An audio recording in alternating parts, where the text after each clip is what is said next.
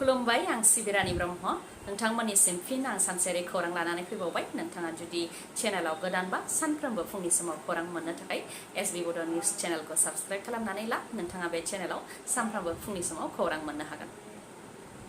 सिखावनि उदखारनि जाहोनाव न'आव सना रुफा रां गारि मटर बायदिफोरा रैखाथि गैया जानायजों लोगोसे दाउ अमा मोसौ बोरमाफोराबो रैखाथि गैया जादों। बबे समाव सिखावा नोंथांनि मोसौ बोरमा बायदिखौ खावनानै लानानै थांगोन बेनि जेबो उदिस गैया। फारसेथिं दा राजमेला जाफुदों आसामनि दाब दाब जायगायाव। बेयावनो बरमपुराव जानाय राजमेलायाव नुनो मोन्दों मोनसे नुफेरै जाथाय।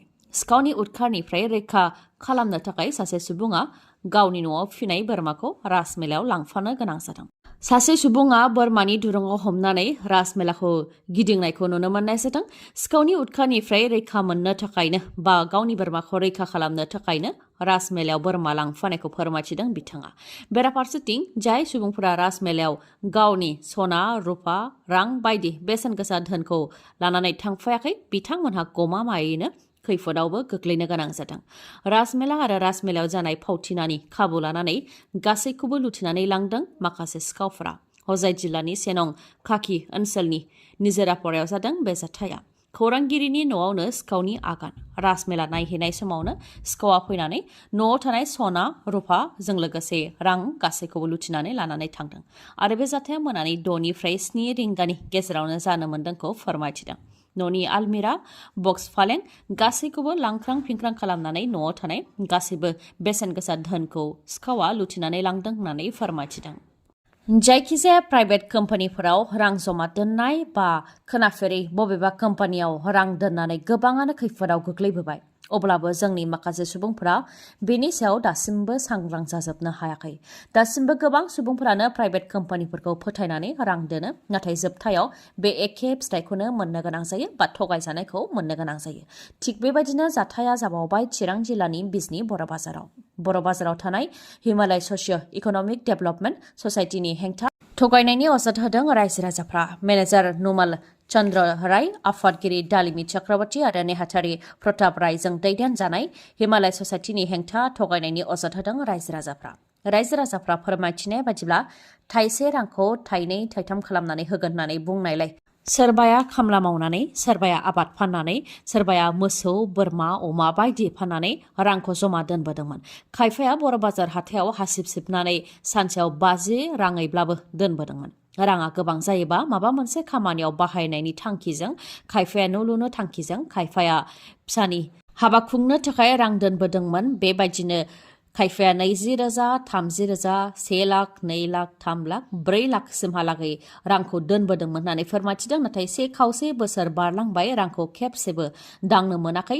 मोनगोन होननानै हिमालय ससाइटिनि सोद्रोमाफोरा थगायबोबाय थादों होननानै फोरमायथिदों रायजो राजाफ्रा।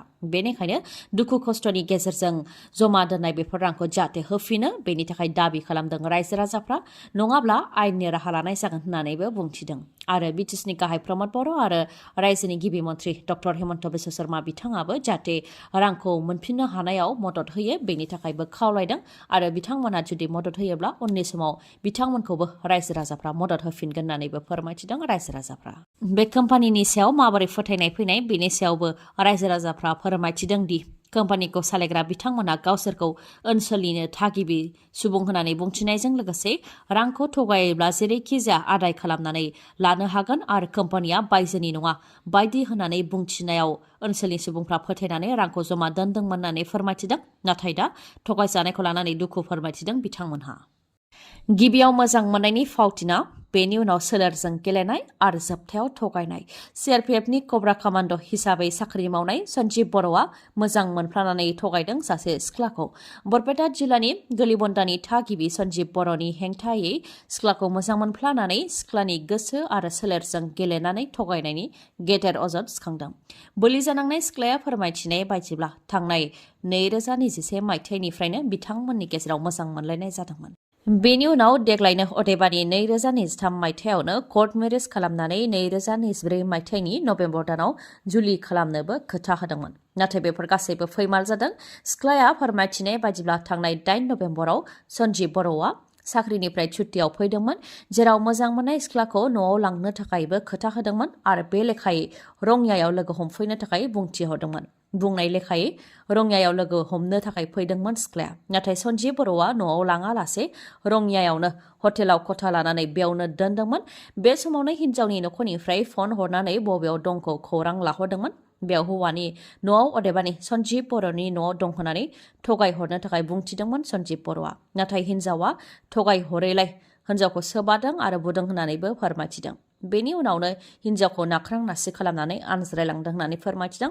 आरो बेबायदि जानायनि उनाव 12 नभेम्बरावनो जोबथा रायज्लायनाय जादोंमोन। नाथाय दिनैसिमबो सन्जिब बर'नि जेबो खौरां गैया होननानै फोरमायथिदों। बेनि अनगायैबो सन्जिब बर'नि न'आव थांनायाव बेखौनो मिथिनो मोनबोदों सन्जिब बर'आ गुबुन हिन्जावजों आस्थाम सोखाबाय। बेनि अनगायैबो सन्जिब बर'आ सिगांनि समनिफ्रायनो गोबां हिन्जावजोंनो बेफोरबायदि सोमोन्दो लाखिबोदोंमोन होननानैबो फोरमायथिदों।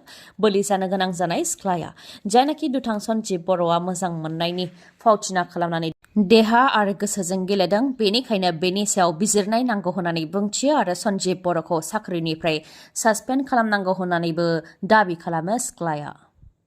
मोनब्रै रायजोनि बिधान सभा बिसायख'थिनि भट साननाया मैया जोबनानै थांबाय। छत्तीसगढ़, तेलेंगाना, मध्य प्रदेश आरो राजस्थान बे मोनब्रै रायजोआव मैया बिधान सभा बिसायख'थिनि भट साननाय जादोंमोन, जेराव मोनब्रैनि मादाव मोनथाम रायजोआवनो बिजेपिआ देरहासार जानो हादों। तेलेंगाना रायजोखौ एंगारनानै मध्य प्रदेश, राजस्थान आरो छत्तीसगढ़ बे मोनथाम रायजोआव बिजेपिनि देरहासारनाय।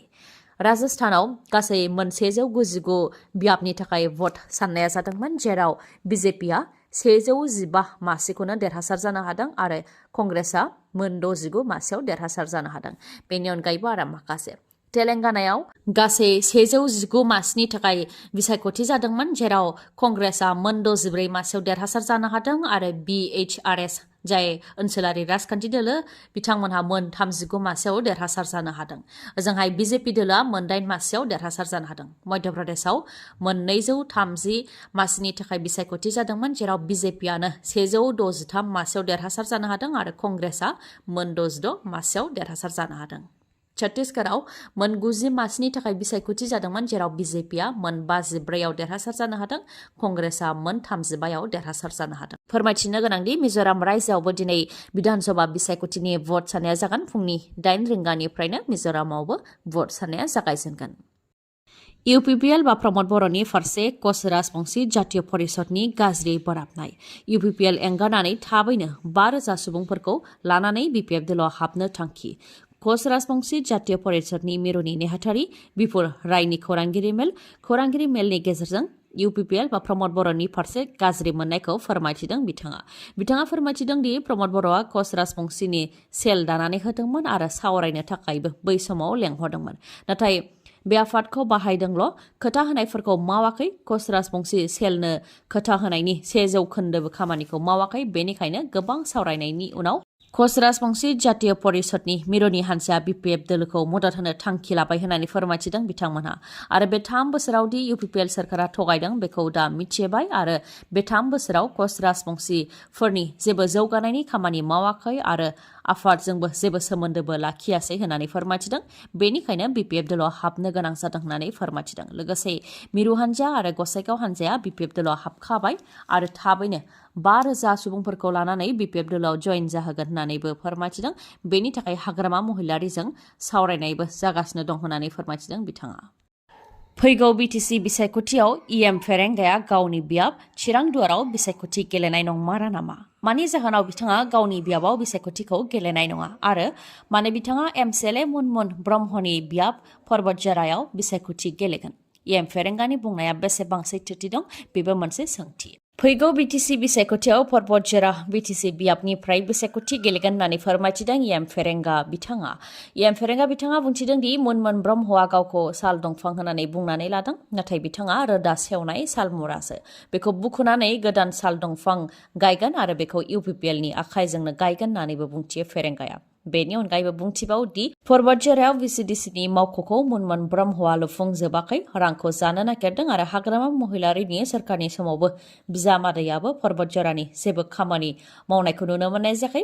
बेनिखायनो दा इउपिपिएल दोलोआव हाबफैदों होननानै फोरमायथिदों फेरेंगाया।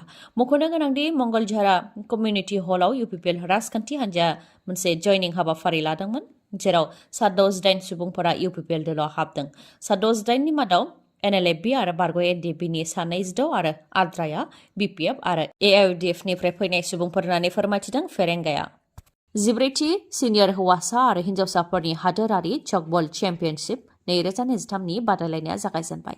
बे बादायलायनाया क'क्राझारनि सोरखारि गोजौसिन फरायसालिनि गेलेग्रा फोथाराव जादों आरो बे बादायलायनाया 5 डिसेम्बरसिम थागोन। आसामजों लोगोसे गं 13 हादरसाफोरा बाहागो लादों बे बादायलायनायाव। बे चकबल बादायलायनायखौ बेखेवनानै होदों बिटिआरनि मावफुं सोद्रोमा रनजित बसुमतारी बिथाङा।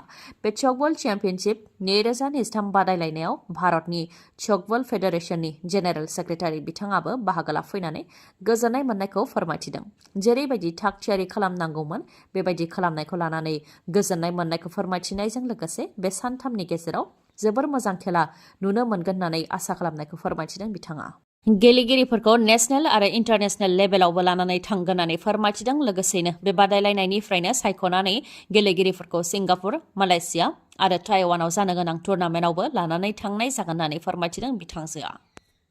बड'लेण्ड इउनिभार्सिटिनि प्रफेसार लाइस्राम लाड्डु सिंहखौ बड'लेण्ड इउनिभार्सिटिनिफ्राय होखारनांगौनि दाबिजों दुलाराय बर' फरायसा आफादा फैगौ 5 डिसेम्बरनिफ्राय 15 डिसेम्बरसिम गोख्रोङै धर्ना होनाय हाबाफारि लानो थाखाय थांखि लादोंमोन। नाथाय बिथांमोनहा बे थांखिखौ दा बोखारनानै लाफिनबाय।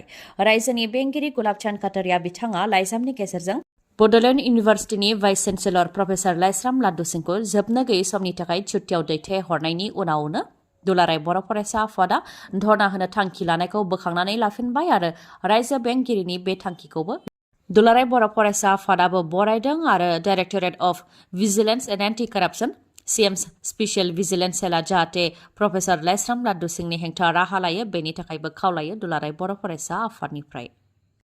रां जाख्ल'नायनि दायाव हमजादों फिन सासे सोरखारि मावथि। गरायमारि पुलिस थानानि OC जादब शर्मा बिथाङा रां जाख्ल'नायनि दायाव हमजानो गोनां जादों।